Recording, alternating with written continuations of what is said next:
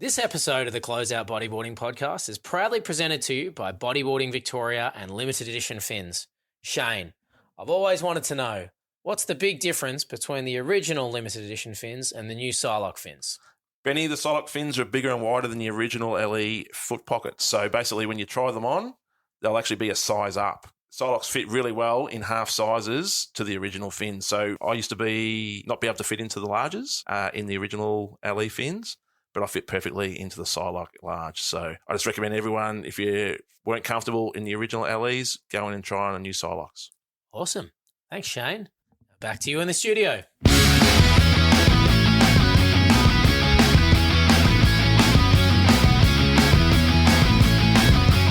Welcome back to the Closeout Bodyboarding podcast. I'm one of your hosts, Benny O'Bourne, coming to you live from beautiful Robe in South Australia. We're over here yet again for another fantastic, basically community bodyboarding event, the Robe Bodyboard Bash. Joining me today on this beautiful, sexy leather couch, the boys, Chris Watson, Shane Britton. How are you, lads? It's a bit more comfy than the back of your van, Shane. I'll tell you what. Wow. Yeah. Especially without the handcuffs. Yeah, it's not so sticky. Not so sticky. Oh, wow. Our fourth guest today, one of my very good mates, someone I've looked up to for a very long time. You have to because you're so short. And here we go. Obviously a very reputable man here in the South Australian bodyboarding ring, a guy that's done a lot for the sport as an athlete and also as an administrator, a handsome devil to top that all off. Recently married, Dylan Beach. Welcome to the potty. Thank you, gents. How are you? How are you? Very, very good. Thank you. Thanks for making the trip down to Robe, and big day today. But We've had a long day. Long day. Good day.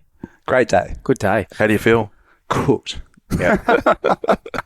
But finally, we've got normally we come down to Robe and it's about 4 degrees, sideways rain. So it's actually nice to have a bit of a warmer day and some offshore and a few fun waves. So Jasper kept saying we were due a good one. So I think in 10 years, 11 years, this is probably this is the 11th year. Yep. This will be the third comp that's been offshore. Wow. How many have you missed? Have you done? Just one. No, just one. I've just missed this one last year when you guys came down for the first time. So So this is the third one that has been offshore. Basically, yeah. Jeez, how's the odds? Wow. Pretty terrible. Yeah. Yeah. But no, it's been, thanks for making the trip down. It's a pleasure to be on this little leather couch with you guys and settling into a Saturday afternoon. Well, look, I think I speak for both Shane and Chris and obviously all the rest of the Avico guys that come across to this event. We're pretty honoured to be here. Like South Oz is basically an extension of Victoria. I feel like we're... Well, it is. Oh, wow. Just dismissing the whole state of South Australia. I reckon they disagree. Yeah. Again, remember what I said yesterday, guys? We're a positively geared podcast. We keep all the negative stuff offline. I mean, we could talk about the power poles all day, couldn't we, Chris? Yeah, that's right. Yeah. But we're not. We're just going to let it slide. But yeah, I guess over the last few years in particular, I guess the bond between, Bodyboarding Vic and SABC has been getting stronger. Obviously recapping what we did this year with the State of Origin over at the pool, which was, an incredible event. Obviously, we're sending more people over here every year for this event. Looking forward to hopefully seeing that just build and develop over the next few years. Mate, let's just get stuck straight into it. We've obviously got a fair bit ahead of us for the rest of the night presentation for today's event. Mate, obviously you, surfed from start to finish, made your way all through to the final. We did, yeah. Obviously finals are finals. They're always, the best heat of the day. But man, that was competitive. Like that was a tough one to judge. It's kind of cool. I know there's when the waves aren't always pumping, but it's kind of cool to when everyone kind of locks in with the final and everyone's kind of plays it down, but everyone kind of gets like hyper competitive, and you can kind of see in everyone's eyes that they just. We definitely saw that from the judging. Yes, we did.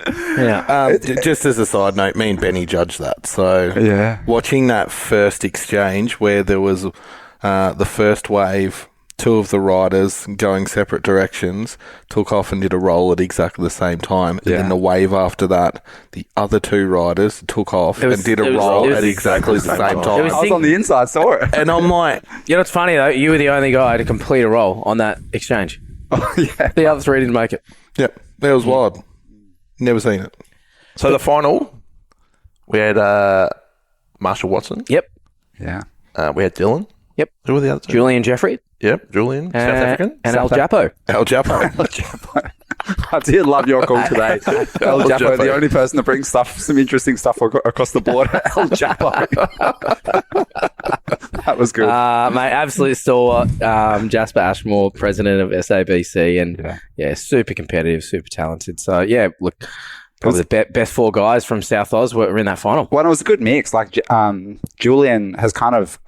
He's only really been doing the SA Bodyboard couple of years now. Yeah, only 2 or 3 years. And every year he gets better and better and better. And he's just like, he's the most positive. It's always pumping in Julian's eyes. Like and like to have him down at the comp, like he's just so nice. He's so genuine.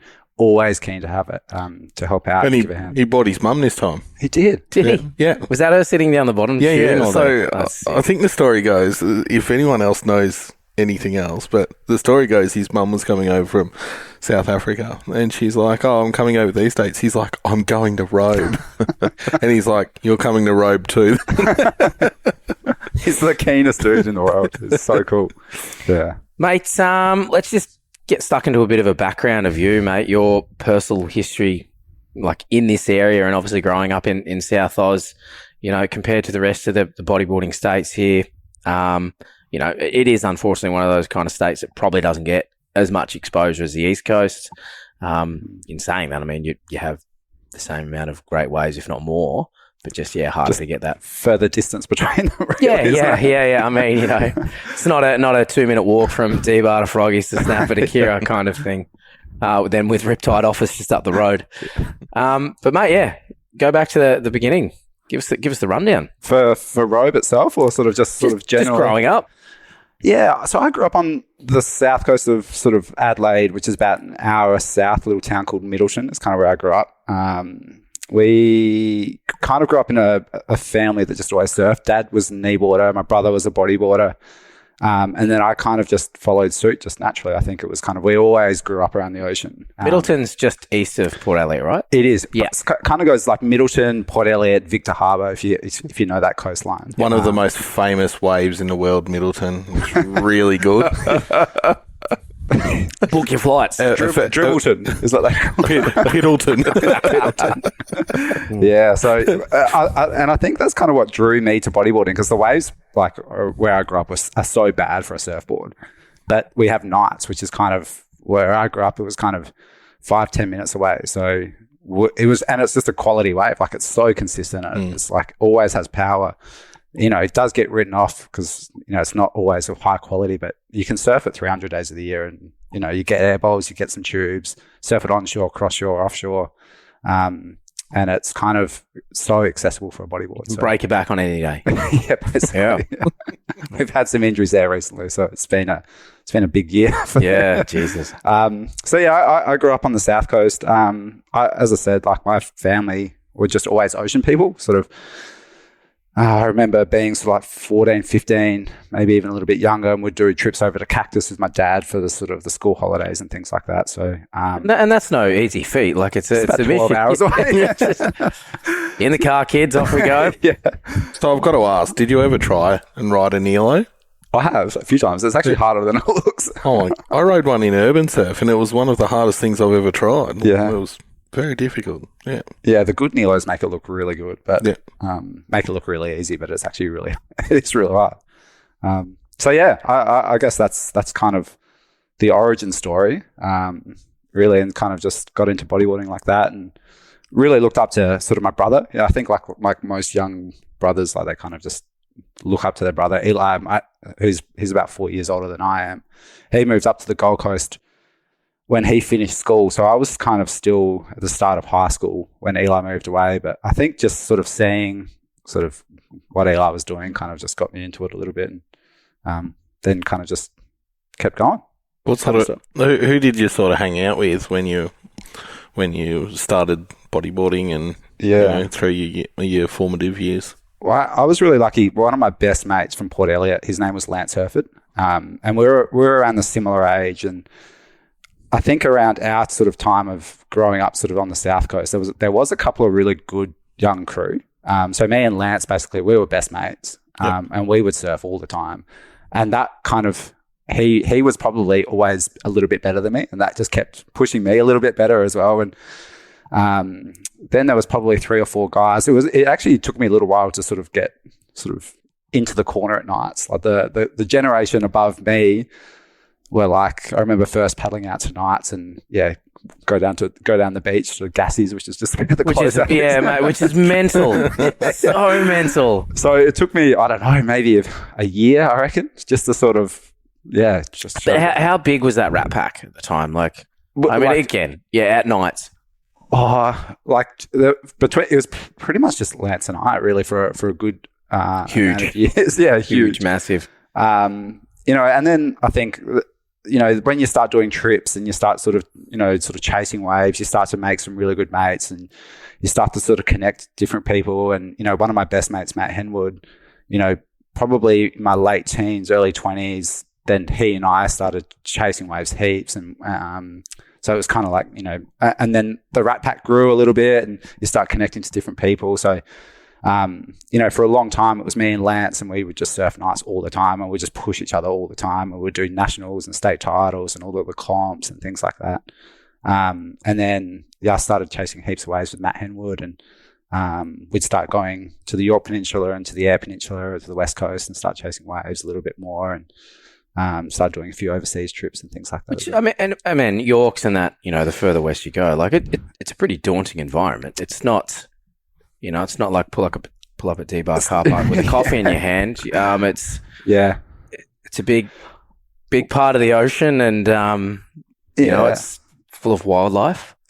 I think that's kind of what makes the allure of South Australia so good. Is of course, like and probably to why we haven't really had heaps of good surfers and bodyboarders come out of South Australia is you have to drive and you have to commit to get proper good waves. So there would be so many times that. We would get up at 3:30 in the morning. We'd drive 4 hours to the York Peninsula. We'd surf a beach break all day and then just drive home and arrive just so sunburnt, so cooked at 8:30, 9 p.m. that night. So you drive for... few Chico rolls on the way home. You'd be driving for 8 hours and probably surfing for 6, and you just zero shade, So basically no different today.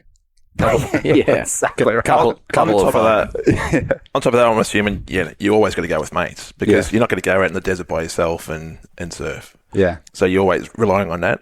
100%. Yeah. And having a good group of mates that's sort of like that are always keen is pretty critical in South Australia. Yeah. So a group of guys that I lived with for about 5 years, Tom Ling, Matt Henwood, who are sort of here today as well. Big Lingy. Big Ling, big brother big fish. We would chase waves constantly. And that was us three that would be chasing waves so often. Most weekends or any time it was offshore really would be either Yorks or on the West Coast of South Australia. What was the go-to mode of transport? Obviously one of you guys had a car. Oh. Was it a special car? For the formative years, Matt, because he's a little bit older, so he had this old Ford wagon. I reckon it was like a Ford Falcon wagon. Like the big old square ones? Yeah, like the big ones. We call it the white whale. And that thing went on, he just smashed that. He took it on. We took it down to some serious tracks. I remember one time. They just don't make them like that anymore, do they? A great piece of Australian engineering right there. Yeah. I remember one trip we were driving over and we had left work maybe on a Thursday or a Friday, and we were driving sort of 8 hours west from Adelaide, and we would have been driving, and it would have been, 1 or 2 a.m. and we were driving in Matt's car, and it was me, Matt and Tom Ling. And I was driving. And Did Lingy have a mustache back then too? Or? I've actually never known Lingy without a mustache. Yeah, right, yeah. Straight from the womb, yeah. Straight from the womb. Yeah. But we were driving and I was actually driving and kind of trailing. It probably would have been 1 a.m., I reckon. And we were trailing a big semi-trailer. But I was a little bit of a distance. And I remember in Henny's car in the white white whale. And I just remember sort of seeing the brake lights. Yeah, just tap. And I was like, that's pretty weird. And then we just see this kind of big lump in the middle of the road. And then another semi-trailer was coming towards us. The other way. And we were getting closer, and it was just he just hit a root, and it was this root and smack bang in the middle of the road. And I just had no choice just to go over it and in the white whale, and we just went just this big thud, thud, thud, and then just like blood everywhere underneath the car and just this smell of like burning flesh. But the white whale just kept trucking. Didn't skip a beat. It was so good. Canyonero. Yeah. Yeah. But yeah, back to your question, Shane, you have to have a good group of mates that are committed and want to chase waves with you in South Australia. It's kind of pretty important. How big an influence was your brother? Probably not. I think I always looked up to Eli without sort of realising so much. He always lived away, so he lived on the Gold Coast and then sort of moved down to the south coast of New South Wales. But and we probably don't have a super close relationship, so he's not the kind of person that I'd pick up a phone call and just have a chat about the waves that he's surfing and stuff like that. But basically like Shane and Mark, and they work in the same office 5 days a week, 8 hours a day. Yeah. Don't actually talk. Just email each other. Shane doesn't have a laptop. He just doesn't know how to email. Pigeon. Like Eli was kind of, I think when I was started to surf heaps, Eli kind of was getting a few runs on the board. Like I think he got a couple of spreads in Riptide. Mate, he was a name that was quite popular from that South Oz contingent in Rippy. And I definitely remember going to Byron one day and seeing him and Lackey out surfing and like me knowing, that's his face. Yeah. So and so I don't think like I would see those photos and in movement and stuff like that. I would subscribe to Movement and Riptide and the Boogie, and I would see those photos of Eli and kind of like that would probably inspire me, but I probably didn't have that sort of like close relationship where I'd be texting him and speaking to him and he'd be like encouraging me and things like that. But I think definitely you kind of always look up to your brother regardless, really. What's he up to now? Eli is living in Darwin. He's got 2 young kids now. He's studying to be he's almost a surgeon. Uncle Dill. Yeah. Little Arlo and Elise, niece and nephew. But he's a surgeon. He's almost a qualified surgeon. Oh, wow. So he's been studying medicine for a few years now. And it's a bit of a big dog in the as a surgery, which is funny when you just like anyone that knows Eli and has known Eli sort of through those sort of Rat Pack surf days, like lived out of his Camry for years. Wouldn't see it. Would not see it. So it's pretty amazing. Yeah. But yeah. Awesome. Mates, obviously like most of the blokes all sitting in the room here, had a bit of a run in the surf industry. Shane's probably spent a bit too much time in the surf industry. Mate, give us a bit of a rundown of Big Surf. Oh, Big Surf. Big Surf is a little surf shop in Middleton. Big Surf, owned by the legends Tom and Nano Vincent. I remember being probably, I reckon about 14 or 15 and just walking into the shop and just like asking them to sponsor me. And like I was never even bodyboard or anything really. And I sort of started working there and probably did about 10 years working sort of with Tommy and Nano at Big Surf. And kind of, that's where I first would have met Shane. Yep, absolutely. Doing the rounds. Yep. What year was this? Oh, geez, a long time ago now.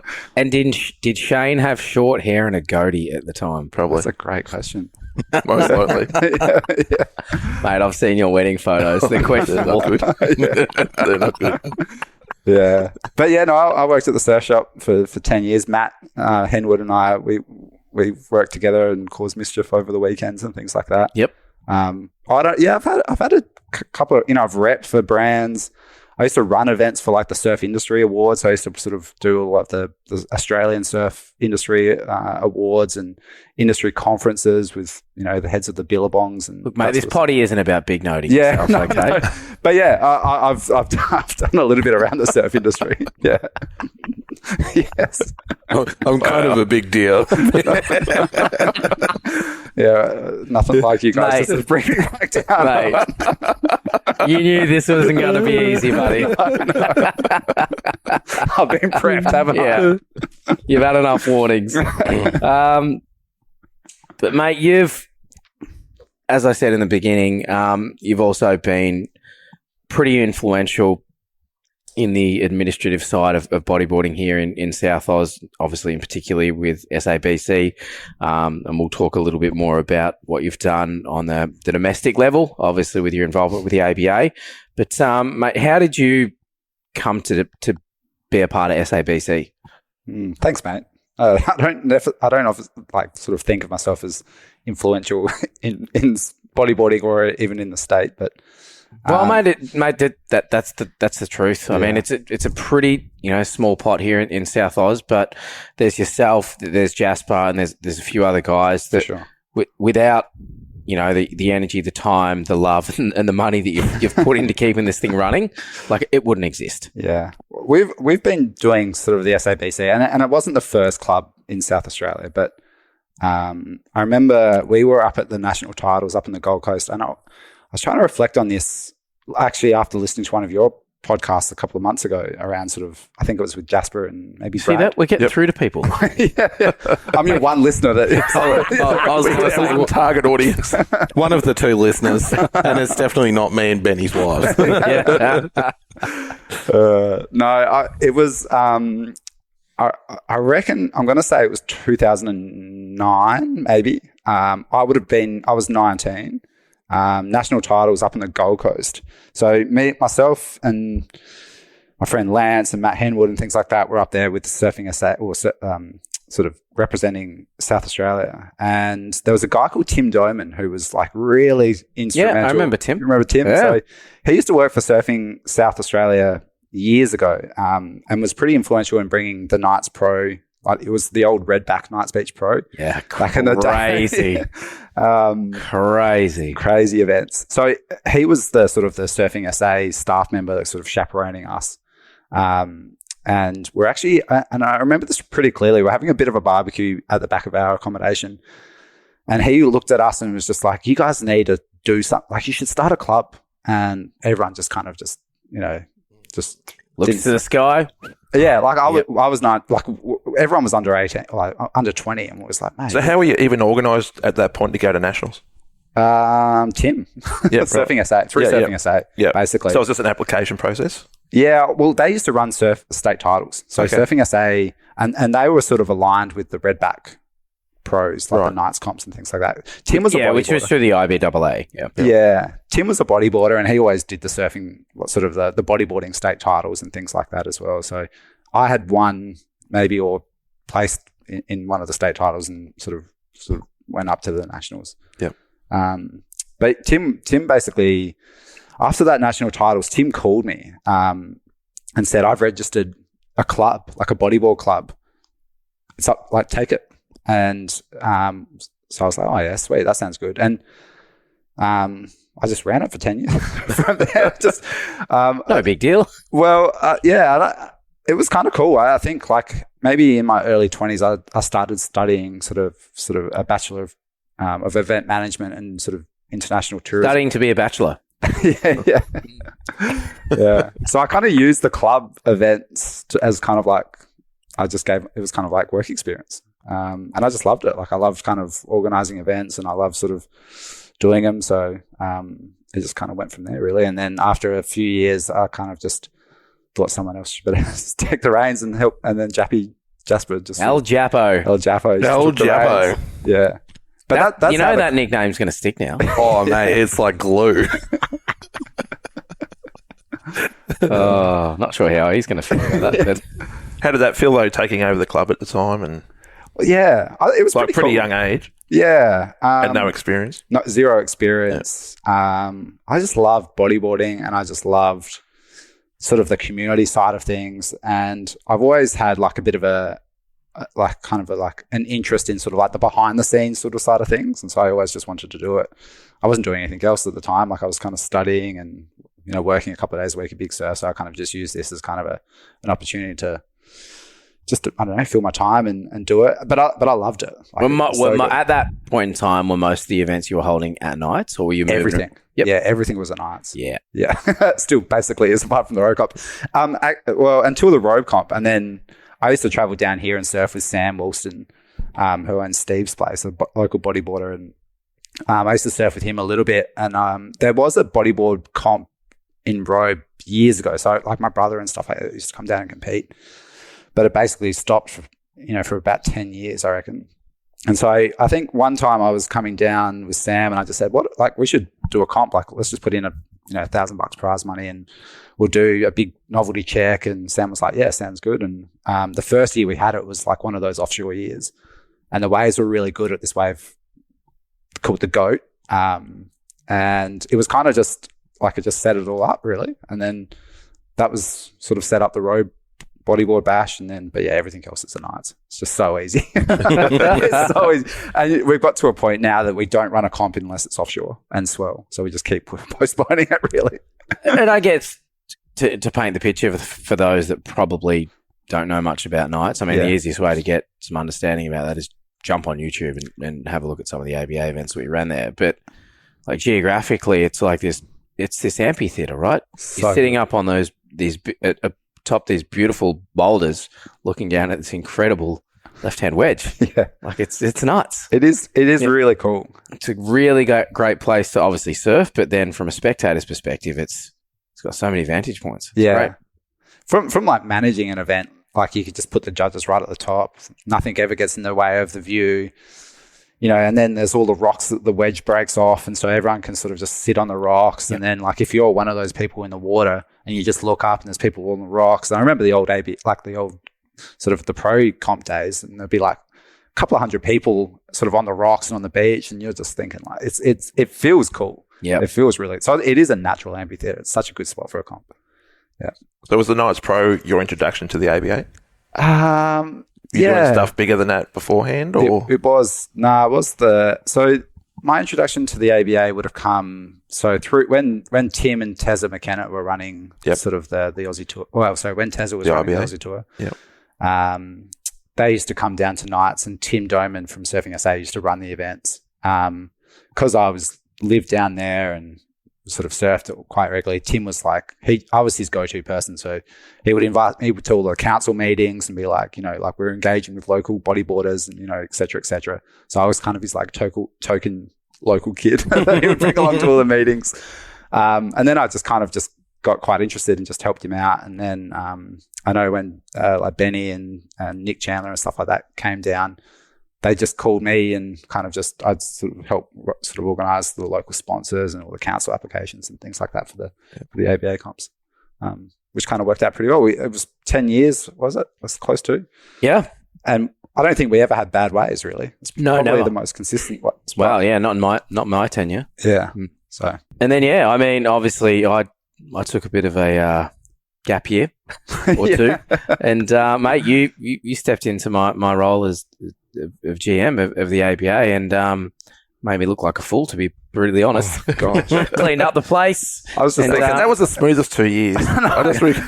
Looking back. I just remember everyone looking at me going, why aren't you taking all the tents up? Like, that's what Ben does. It's just the pack horse. And I was like, I can't do that. I think you called me the pack horse again today, mate. Yeah. But, mate, how did you find, obviously, mate, I mean, there's a lot of pressure on you when you're the GM of running a domestic tour. Yeah, I loved it. It was hard.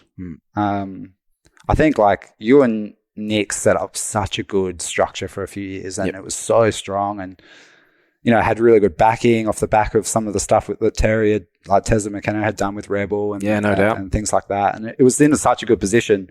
So like I think that pressure to keep it going was pretty. Like I felt that. But it's a surfing event. It's far out. Why would you ever do them? Like you can have the most like well-oiled structure of an event, and the waves can be shocking. And that's it. Yeah. And that's it. I remember one world tour event in particular that was held at Kiama. I can't remember what year.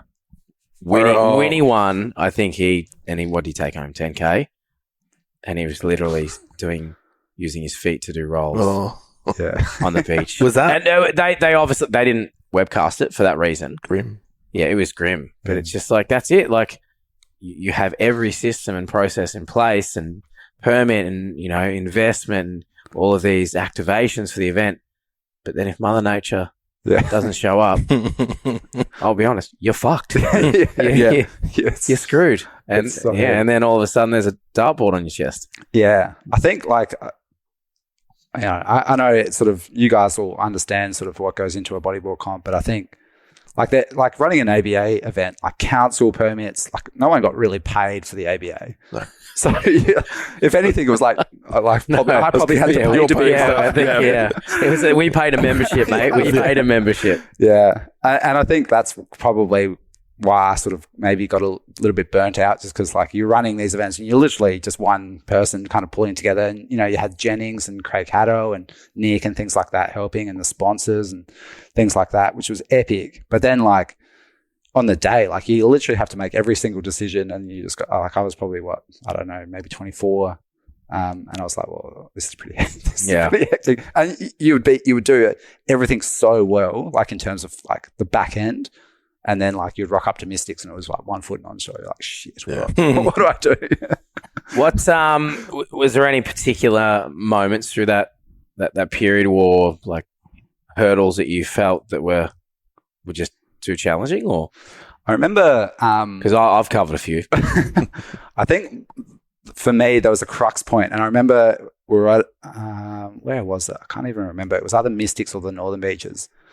And there was a rider, and there was like a bit of a contentious call with the judges. It might have been an interference. And I was in the judges' tent, but like I was kind of like beach marshal or whatever it was.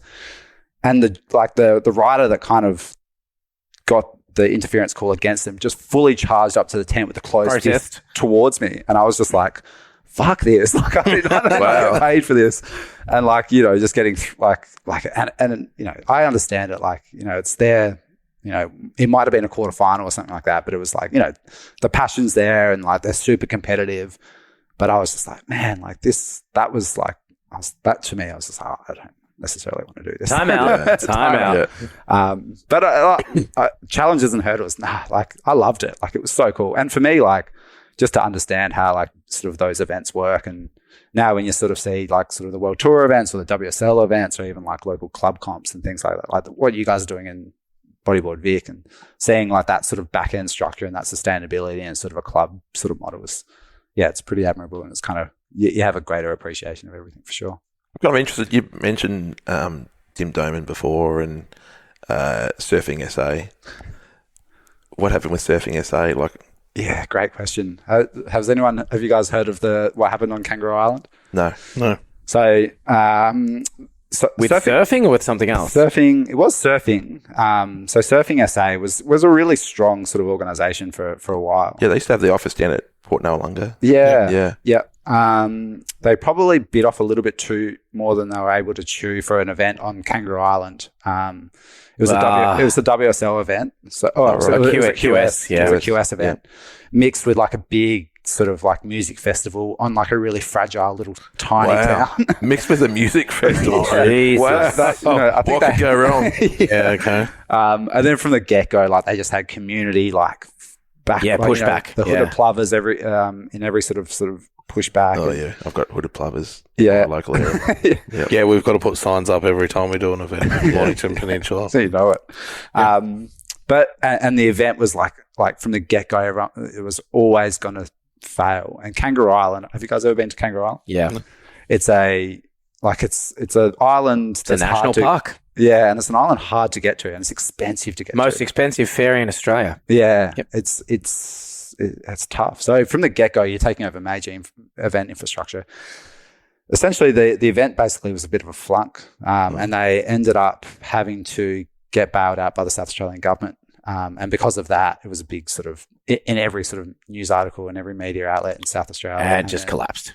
Yeah, and then two people needed to sort of, unfortunately, because they were doing such good stuff with surfing and bodyboarding in South Australia, they basically had to sort of cop the brunt of it, and so they had to resign. And Surfing SA just then went to front. Right. That seems kind of that's controversial, because that wasn't their fault that the QS decided to have an event out on Kangaroo Island. I think they would have been asked to help come in and manage it, obviously, because it's in South Australia. But they would have proposed that location for sure. Yeah. Okay. So and that would have been tied up with sort of state government funding and things like that to do it at a location to promote Kangaroo Island. And, but and it sucks because there was Tim Dome and a guy called Steve Reddy who basically did Knights Pros for Yonks. And they were pushing the boundaries. Like they were like doing some of the best surfing events in Australia, 100%, in a tiny little surfing office. And they probably just bit a little bit too sort of bigger bite, and state government had to bail them out. And because it was so controversial with environment and local community and things like that, it was. Imagine, I mean, that was then. I mean, you wouldn't even get across on the ferry now to KI for a surfing event. No. Like, again, through like parks, through local community, like hard no. And quality of waves aren't there. Like that was always the big thing. The location where they were at, it's like this place called Vivon Bay, and it doesn't really get that good. Like it's kind of like where we surf today, but probably 3 notches down. Right. And they were doing a QS there, and I think it was about 1 foot and sort of clean. But fast forward now, the QS seems to be having better events at better locations than the World Surf League. So yeah, good for them. That NEAS event was. Yep, I think their last QS event, I can't remember, somewhere in South Philippines. America. Yeah, Philippines. Firing. Cloud9, yeah. Firing. Yeah. Mate, we're going to skip ahead a few years. Something on a bit of a negative note. You had yourself a bit of an injury recently. Do you want to run us through that? The long story or the short story? I think the long story. Long story is fine. It was the reason you didn't come to Robe last year. Yeah, so I fractured my neck surfing. It was, I want to say C7. So like if you feel the back of your neck, it's kind of like that lump. I'm not that flexible, man. I can't reach my neck. So I was like, yeah, it's kind of like this little fly. So yeah, I had a surfing accident on the York Peninsula. It's a place called West Cape. And yeah, sort of solid day though, right? It was, yeah. It was pretty solid. Yeah. Yeah, it was. I guess the long story is my friend Simon Longhurst from. Where was Longy today, by the way? Longy cricket. My man. Yeah, my man. Yeah. So Longy couldn't make it this weekend, but his wife was sort of pretty heavily pregnant, and this was going to be like the last hurrah for him. Yeah. Right. So I was like razzing him up, like, you know, like, let's go. Like Yorks looks really good. Like, you know, Sunday's the day, but let's go over and we'll just camp out. We'll have a campfire. Wow. Yeah. And this is why you can't get permits. Yeah. We'll have a fire and we'll just enjoy the last weekend, sort of before you become a dad. And we drove over to the York Peninsula on the sort of the Saturday afternoon. We got to sort of West Cape, which is sort of a beach break. It's kind of like a real wedgy beach break. Gets pretty heavy. And it was kind of like cross offshore when we rocked up. We rocked up probably about 2:33 p.m. that afternoon. But there was this bank, there was this sand spit that was kind of like coming out. And I've never really seen it before because like West Cape, there's so much sand that moves. And there's a bommy that breaks out the back. It was kind of like 4 to 6 foot. And that was breaking sort of out the back pretty consistently. And off this sand spit, there was these rights that were breaking into it and these lefts that were kind of breaking off the bommy.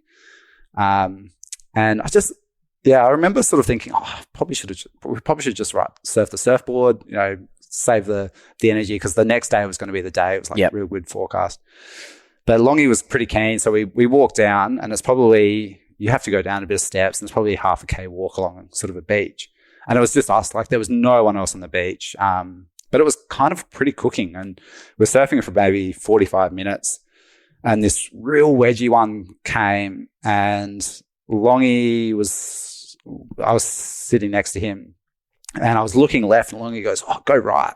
And I looked right, and this thing was just wrapping towards me. And I was like, far out. That's a pretty sick wave. So I took off. Stitch up. But it was a sick wave. Like it was like I was in the barrel, and I was sort of going, like it was a fucking long tube as well. And the wave, so the bommy at times, like if it's big enough, it breaks and kind of like washes through. So you know it's kind of solid when it's doing that. And I remember being in the barrel, and I remember it so clearly. I was in the barrel, and I've seen the bommy kind of cap and double up on top of my wave, and I see the whitewash sort of like coming on top of it. And I remember making this conscious decision: if I pull through, I'm going to like pull back over anyway and land on my back. So I was like, I'll just keep riding it, and the shocky will like add a little bit. Yeah, well, sometimes it's better to stay in the barrel, right? Yeah, exactly right. And I just remember, so I was like, made the conscious decision. I was holding on, Then the shocky just pushed me up and then flipped me and then pushed me down. And I kind of just remember not penetrating water. I just hit my head smack bang on sand. Oh. And I just remember going, fuck, that was the hardest I've ever hit my head. And then like a flash of light. And then I came up and I just tried to take a breath and I just couldn't breathe. I was just like I couldn't breathe.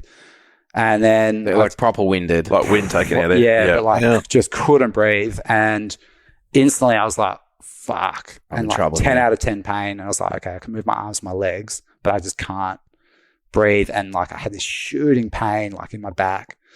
And I was like, fuck, I'm not in a good way here. And I was really lucky because West Cape, there's so much water that moves there, and it kind of normally it can keep you in this sort of impact zone, but it kind of like pushed me in a little bit. And so I couldn't hop on my board because I couldn't breathe, and I couldn't sort of like I was in so much pain I couldn't put the board underneath me. So I kind of just held onto my board and it pushed me in. And then I tried to like walk up the beach and I couldn't get up, so I just crawled up the beach. And I was just on my fours. Has Longy spotted you by this stage? No. So he saw me and he thought I just lost my leash. I lost my board, broke my leash. Until I was kind of like on my fours for about 5 minutes, and then he came in and he's like, "Are you okay?" And I was like, "Fuck, I've done something pretty bad here." And then that's probably about 5 p.m. at night, or probably 4:30 at night, and just like the wind was coming. It would have been 5 p.m. in Victoria, mate. Victoria, and it was like the wind was like real cold, and I was like, remember being like laying on the beach. Longy was just like lay down, just don't move, still. Yep. Just like, and I just remember like shaking, like I was like so cold and I was in so much shock. And Longy was like, "What do you want to do?" And because it was his last weekend, he actually, because you don't get any coverage on the beach, so he actually had a sat phone just in case his wife was going into labor. Yeah. So he wasn't able to phone anyone, but he was like texted his wife, "Dylan's had an injury. Can you like start Googling where the closest Ambo's and stuff like that is?" And then that was a $27 text message by the sat phone. Per letter. Yeah, per letter. Yeah, and I just remember Longy was just like, "What do you want to do?" And I was like, "Fuck, if I stay on this beach, like I'm going into shock. I'm shaking. I'm not well. I'm way downhill." So it was like, he helped me grab my wedgie off. He just wrapped me full of towels and jackets and stuff like that. And then he was just like, "What do you want to do?" I was like, "Get me off this beach. Just fucking get me off this beach." And so he like ran all of our gear up. And then I just so slowly just made my way back up to the car. And then fucking risky move, man. Walked up. Yeah. Risky move. Wow. Yeah. Well, I just like, it was either that or I just stay on the beach, and I was like, fucking get me off this beach. With much assistance, like you did need assistance, like to get up. No, did you? Yeah, was he? He wasn't holding or wasn't hold your neck or anything. I just remember I was kind of holding my neck or like holding my back. So I actually thought my back had sort of, I'd done something to my back. So my back was in heaps of pain. Yeah. Longy was really good. So he got me up to the car park. You have to sort of fucking go up all these steps and stuff. It's a cut lunch and a road map from the bottom of West Cape to the top of it. It's horrible. Yeah, it's not the best spot you want to do it. So we got into the car and we called 000, and they were like, "We're closest ambulance is an hour and a half away. The best option is to drive up and meet them." Yeah. So we drove for probably about 45 minutes, and they were coming down, and then from there they just like strapped me in. I was just in neck brace. Neck brace in this like sort of stability mode. And they inflated it, so I just couldn't move. Stripped me all off. I had freaking sand all over me. I was still sort of cooked. And then they took me to this little sort of hospital place called Yorktown, and there was no doctors there. There was 2 nurses right next door to Snowtown. Wow, the most barrel place in Australia. So and then they couldn't diagnose me or anything like that. Didn't have the facilities to do so. Yeah, all the staff and thing. And because I was conscious the whole time, they were like, "You're not priority 1, so we'll call Royal Flying Doctor Service to come over. Like, we can't drive you back in an ambulance because the road's a bit bumpy, so we don't really want to risk it. So we'll call a flight in, and that was probably 6:30 at night, and then I was overnight there until about 5:30 a.m. and I was just like on my back, my jocks. I just remember I remember this point because I conscious the whole time. Conscious the whole time. Yeah. And I texted Emma, my wife. She was in London at the time. I texted her. I was like, I've hit my head. I'm in a fair bit of pain. I'm okay. Don't worry about it. I just thought I'd let you know. And she was just wigging out, poor Em. And yeah, I remember laying on my back at Yorktown, and I hadn't eaten all day, and I wasn't even able to go to the toilet because like you can't move. And I was like so hungry, and I was like busting for a piss. And I asked the nurses, I was like, I gotta go. I really need to go to the toilet. And they're like, 2 options: catheter or just piss in the bottle. And I was like on my back, I was like, give me the bottle. And so I gave, and they'll leave, like left the room. And I just remember just like missing the bottle and just pissing all over. And I was just lying on my back, just going, fuck. Like, I don't have, and at that time I said to Simo, I was like, mate, you go home. Like, cause like your wife is heavily pregnant. Like you can't do anything here. I'll get flown out. Yeah. So yeah, I flew out to Adelaide probably 5:30 that morning, arrived into Adelaide, had an ambulance pick me up. And on that, the drive from Adelaide Airport to the Royal Adelaide Hospital, all of my vitals dropped. So my blood pressure dropped, my heart rate dropped and things like that. And they were like, by the time I got to the ambulance, they were like, do you want the good news or the bad news? I was like, bad news. Oh, wow. Bad news. And I was like, lay it on me, dog. Yeah. They're like, all of your vitals are really, really low. We're really worried about you. Good news, you're priority 1. You're going straight into emergency, like spinal care, emergency spinal care. So I got like rushed in, and I just had instantly like surgeons, 50 people doing work. Yep. And I was just like, fuck, like I feel safe. Yeah. And all then the drugs. Yeah, all the drugs. And then they basically put me in an MRI. They scanned my legs and my torso and my back, and that came back clear. I was like, sick, like I'm all good. And then they're like, we'll scan your shoulders to your head for concussion and brain injuries and stuff like that, because I hit my head real hard. So I had a cut, like a graze on my head where I sort of hit it. And they're like, oh, actually, you've actually broken your neck. And I was like, should have scanned that first. Yeah. So yeah, that's kind of the story. And then they were like, you're so lucky. Like the fracture is like a hairline fracture. It could have displaced, like it's right close to your artery. If that nicked during the walk, you would have been dead within 3 minutes. They're like, we see this all the time, and you are so fucking lucky. So they put a neck brace on, this big neck brace that I had on for 6 weeks, and they're like, you can stay here overnight or you can walk out. And I was like, fuck, that was pretty eventful 48 hours. So I had a neck brace on for 6 weeks, and then probably 3 months of kind of like rehab after that. And Longy hasn't answered your calls since. Yeah, Longy's help was so good. Like, fuck, like to have someone like so cool, calm, collected. Like, yeah. I hate to say it, mate.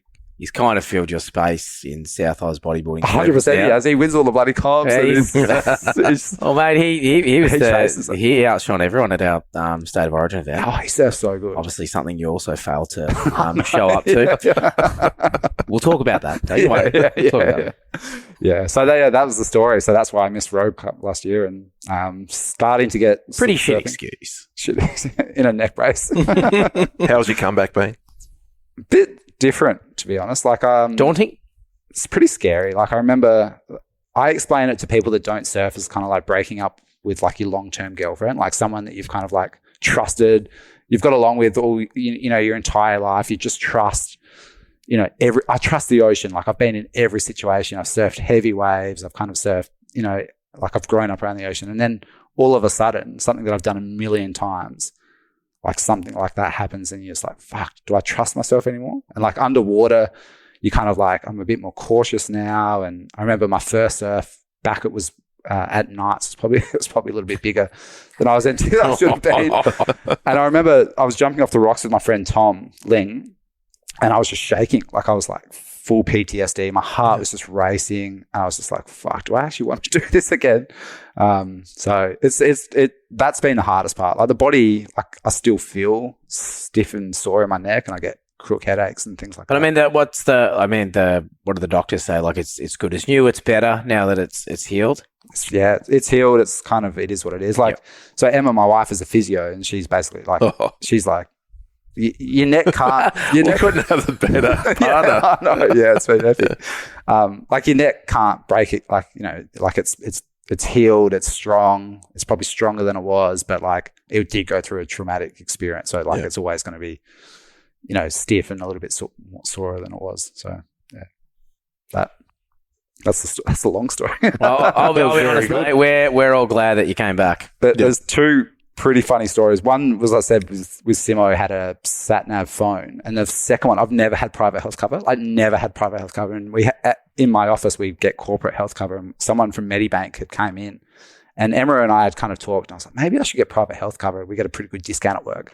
And so she came in on the Monday. And I was like, you know what? I'm just going to pay for a year up front. And it like wiped all of my sort of weight costs and things like that. No way. That was the Monday. On the Saturday, I broke my neck. Wow. So I went all of the ambos, fees and things like that. I just sent it straight back to private health cover and they just covered it.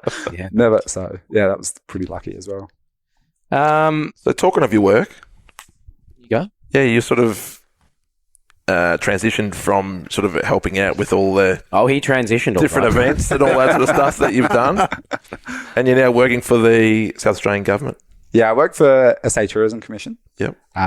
So it's kind of like, yeah, the Like you said before, mate, a bit of a big deal. No. There's also about 200 other people that work for the SA Tourism Commission. So I work across sort of like regional experience sort of development. So the best way I describe it is like I'm a free consultant, basically. But anyone that wants to get into tourism or any business that sort of wants to engage into tourism or build a new accommodation or a cellar door or a tour company, they can sort of they can give me a call or sort of liaise with me, and I can sort of help guide them sort of through sort of setting up new tours or sort of get them to a level where they can sort of sell internationally and things like that. So yeah, that's the best way. I'm like their free consultant for anyone that really wants me in South Australia. They can give me a call and I'll help them through. For reference, tourism, not to be mixed up with terrorism. George W. Bush made that mistake many years ago. It led to a war. Yeah, very different. Yeah, very different. Yeah, that is cool. Like I cover like most of regional South Australia. So, I get to go to KI a fair bit. I get to go to the Eyre Peninsula, Cooper Pedy. I was there. Matt Gambier, like down this way. So I get to travel heaps for work, which is really cool. And just meet, like I've been involved with a wave pool that's sort of been proposed in South Australia for the last probably 3 or 4 years. Like you work on like private island eco resorts all the way through to sort of like small time, sort of like just mum and dad sort of businesses and stuff like that. So it's kind of pretty cool. Yeah. Can you tell us a bit more about the wave pool? Yeah. It's sort of located about, and this is all public knowledge, so they're all good. It's located just out of a wine region called McLaren Vale, which is about 45 minutes from Adelaide CBD, just on the coastline there. The guys that are sort of bringing it over, they've got, I think, it's the same tech as the guys from Germany. Is it Wavegarden? That new pool in No, Munich? Wavegarden's the same as Urban Surf. Yeah, Wavegarden. I thought it was a different tech than Wavegarden. It's the same one as the one in Munich. That's so it's like a peak. It's like a left. You can either do a Munich. There's a friggin' river wave. No, they've just done this huge new wave. No, it's the other one. It's I think it is. Yeah, I can't remember which tech it is now. Yeah, Perfect Swell, maybe. But yeah, so they've got that same tech. So it's basically like the one in Melbourne and Sydney, like they've got that big train sort of that in the middle. Whereas this one, it's one pool with sort of the tech at the back, so it can kind of push the waves towards shore, kind of like a little bit more of a sort of a wave.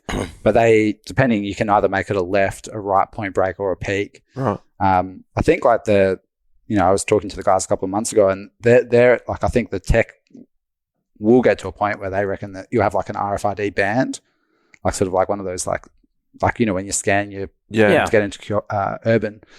And that will you'll be like, Benny wants a barrel, Shano wants a sort of a left air bowl, Chris Watto wants a sort of a Shane definitely doesn't want a left air bowl.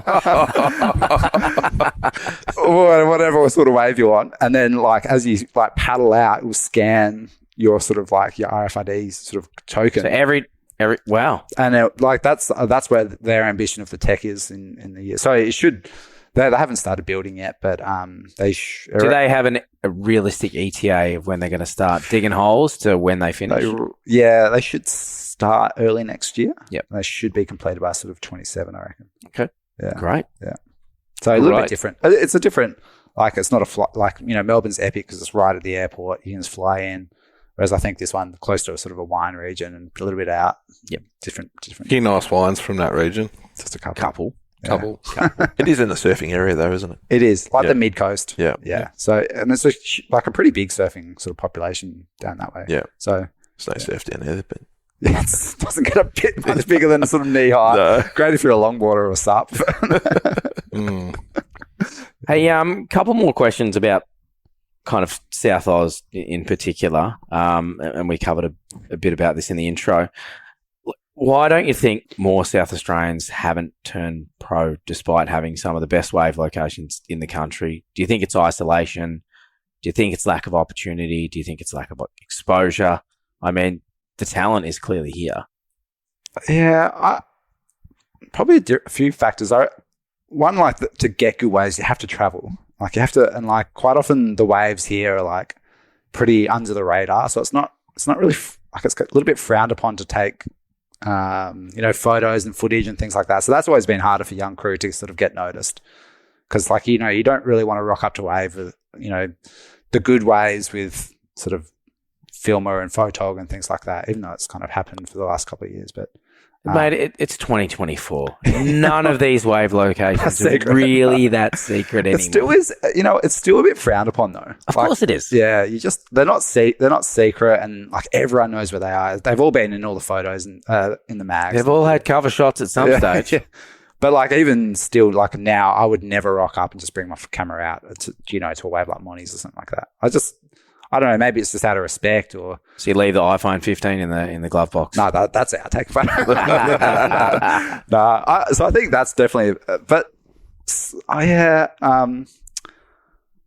we also I don't know. Like it everyone loves like the bodyboarders here love that journey. They don't maybe necessarily chase sort of the sponsor. Like Marshall's probably the exception. Like he's probably and.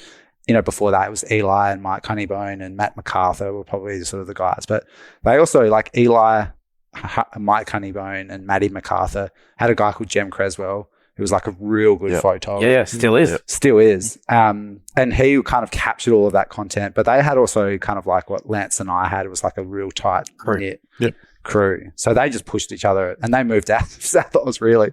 But I think the guys that live here in South Oz, they kind of, I don't know, maybe we're just pretty happy, just not really pushing it too hard and sort of just cruising under the radar a little bit.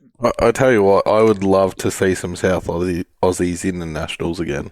Yeah, we've actually talked about that recently, Jap and I. Yeah. El Japo. El Japo. Yeah. He should now be called El Japo from now on. There's no reason why you couldn't. You could just have you don't even have to have a state title. You just have the club champs. Yeah. Really. We do have allocation, don't we? Yeah, absolutely. Yeah. And you can, on top of that, apply for wildcards. There's always wildcard spots. Which the last couple of years we've been pretty successful with getting. So yeah. We don't have a huge amount of like today was really cool. There's a small group of young kids that are sort of pushing through now, which they're consistently doing comps and heaps are always in the surf and stuff like that. But there's been a few years kind of where that hasn't really happened. Like, it was probably like myself and Lance and Tom Ling and Matt Henwood and a few of the other guys kind of like... Big Lingy's just creeping around in the background, making a gin and tonic. Yeah. Look at you go, buddy. We've probably been Look the at only you guys that are like consistently surf the whole way through. Guys have kind of like come and gone. Yeah. We had some real good young guys that came, were like surfing so good, would have matched it with anyone, and then they kind of just petered off and got into fishing or surfing and stuff like that as well. God damn fishing. Damn fishing. Yeah. So takes too many. I don't know what don't know exactly why, but a combination of things. Mate, probably the other most kind of common topic that comes up, when anyone talks about South Oz is just the cliches, which is sharks and heavy locals. Yeah, mate, give us your 2 cents on those two topics. Sharks first. I've actually never seen a shark in the water. It's like that's probably what keeps me okay surfing. It's like how many sharks would have swum past me, but I've never seen a shark. Yep, would have been hundreds. So that like I don't I'm not. The thing is, the people that see sharks are the people that are looking for sharks. Yeah, that's true. Except for that DKS clip. And maybe that little thing we saw with Sammy 2 days ago. Questionable. We had a bit of a run, in SA last year. We had 2 shark attacks at Elliston, 1 shark attack at Streaky, 1 shark attack at York Peninsula, surfing Ethels. There was the lady at Beachport, the swimmer, and then there was the father who lost his life at Port McDonald. Yeah, had a bad run. We did have a bad run. So I think like that was pretty on edge. Like I remember being on the West Coast and surfing with a couple of mates, and rather like normally when you're surfing, you want to surf away from people, but everyone like on that coastline was like searching for people to surf with. Yeah, safety in numbers, and crew over there. He was like, my mate lives over there, and he's just like, yeah, like there's people that have stopped surfing because of that, just too freaked out. Like it's just not worth it anymore. So, but like Alliston in particular, like that is just that particular bay. It's pretty spooky. It's pretty spooky. Spooky. But sharks. Never seen a shark. Try not to think about them too much. Localism. Not so much this part. Not down the coast. Here. Yep. Not down here, and not sort of where I grew up. Sort of the populated beaches like Knights and stuff like that. Like you might. He doesn't see it because he is the local. Yeah. I was about to say, you don't see it at Knights, but like we're the ones that are paddling around.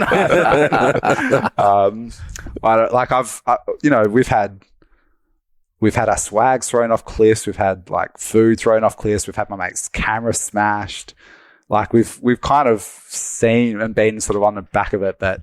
Welcome to tourism, South Australia. Yeah. You're a good advocate for it. You're selling it. You're really selling it.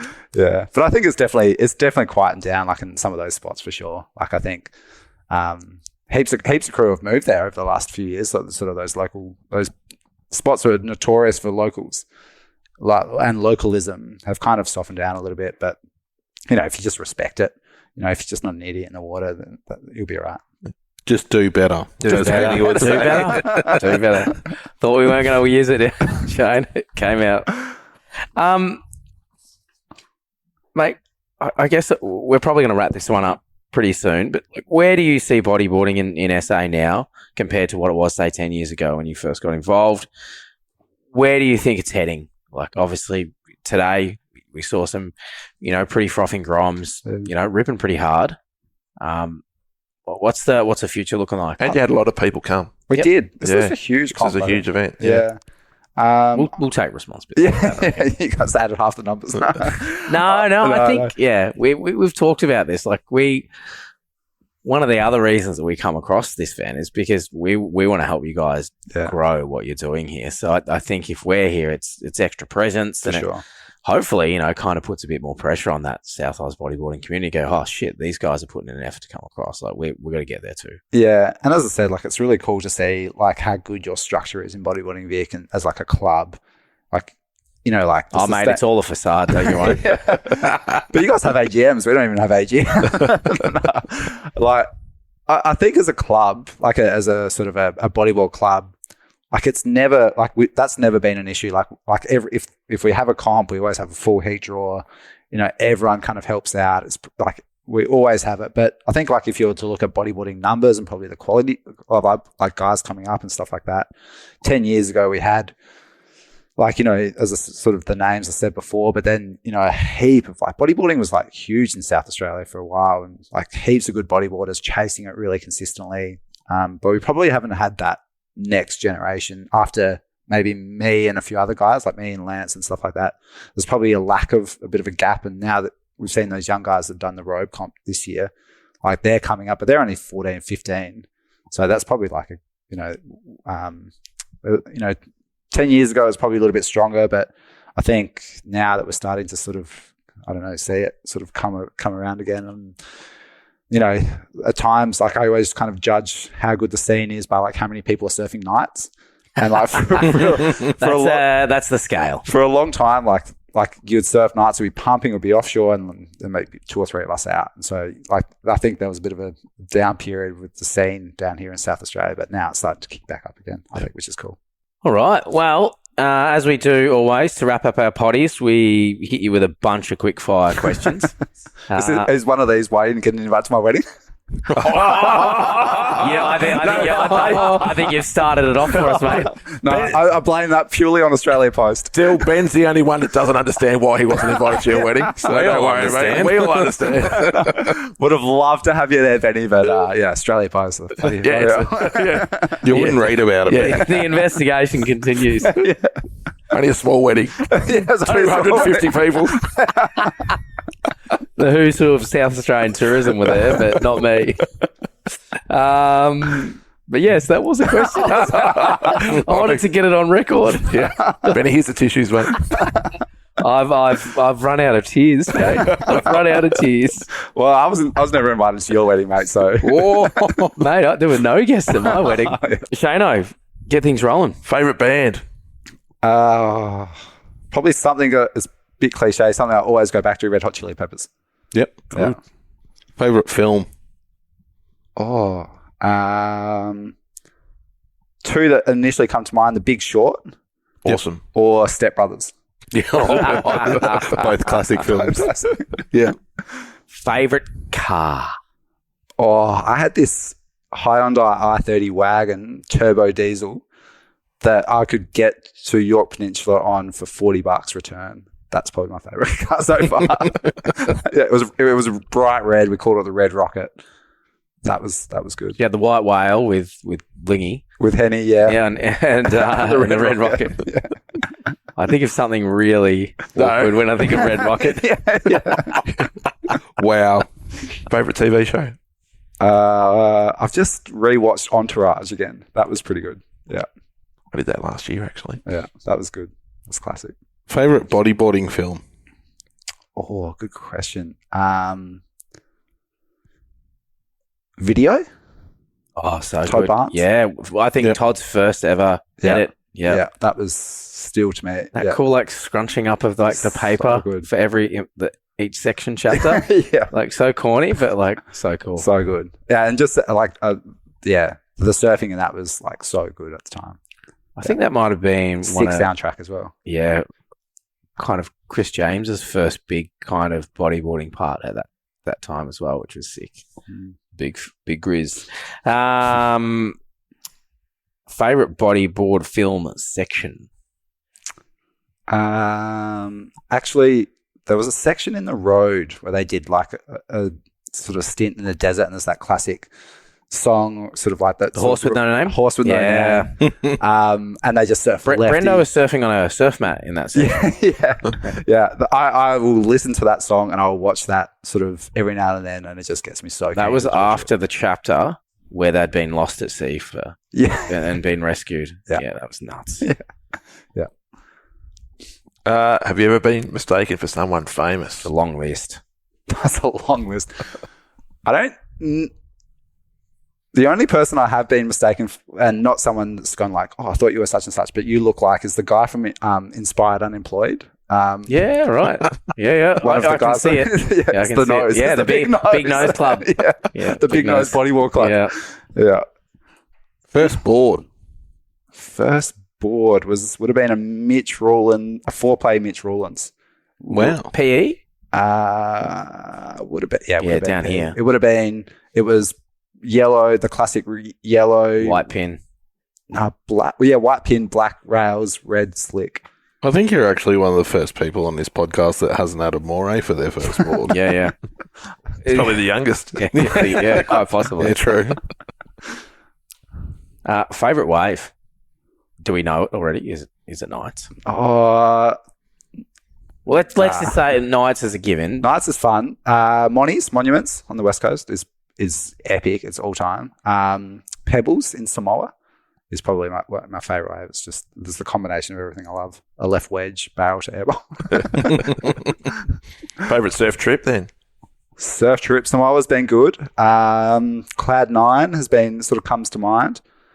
Portugal, I'd go back to Portugal. God, he's big noting here, isn't he? He's been everywhere. I've been worked in tourism, Shane. Yeah. Everything's tax deductible. Yeah. Oh no, Portugal from a definitely. Yeah. What's your favourite move? I love a invert. Yeah. Yep. Last one, favourite board. Favorite board. I've got two for different reasons. I think favorite board that is just what I'm riding at the moment. It's sort of one of those the BP Wi-Fi sort of quad concaves. First time I ever rode one was surfing Monuments, and I just remember taking off at a wave that I probably shouldn't have made, and I just kind of like floated over the shocky and made this wave, and I was like, whoa, this is pretty amazing. And definitely the board wasn't got anything to do with that. But then I've had boards in the past where like I've had memories associated with it, and one of the probably the one that stands out was a Science 7, like a sort of a. Are we talking like early 2000s? Would have been. Science? Oh. Yeah. Yeah. Science 7. Office. And I just remember having like so many good sessions on that. For reference, Watto and I have quite the mid-2000s science collection between us. Yeah, we're on the hunt. We're going to collect the whole set. Yes. So yeah, I had some like such good sessions on that board. So that's sticks. White deck, white slick, black rails. Pretty heinous color combo, but gosh, it was a good board. Yeah. Hey mate, on behalf of myself and the rest of the team, mate, we can't thank you enough for coming in for a chat. Especially after a long day. Yeah, Tuesday. Big day. I've obviously been looking forward to this because I haven't seen you in a long time, buddy. I feel like we've had a lot to catch up on, and we'll catch up on a lot more over about 27 beers and margaritas tonight. And a few burritos. Yeah, a couple of burritos. Hopefully, we get to connect again at a later date and work on some projects in the future. Sounds good. Be cool. Be great to bring something big back here to South Oz. I think, for me, during my time at the ABA, like coming down here was honestly one of the best trips on the whole tour. Just that sense of community. Obviously, the wave, the amphitheatre, it just ticks all the boxes. But yeah, mate, to close things out, thanks everyone for tuning in. Big shout out to all the usual peeps that make this possible. First and foremost, always Sir Michael Jennings. Yeah, we love you. Sammy Watson, Mark Britton, Rob Porteous, Shano for putting together the terrific scripts. And I'll tell you what, the big crowd in the studios today. Cheers, guys. I don't think we've ever had a crowd. It's amazing. It's a live show. You're selling tickets. But, all right. Tune in next time. Cheers, guys. Thanks, guys. Cheers.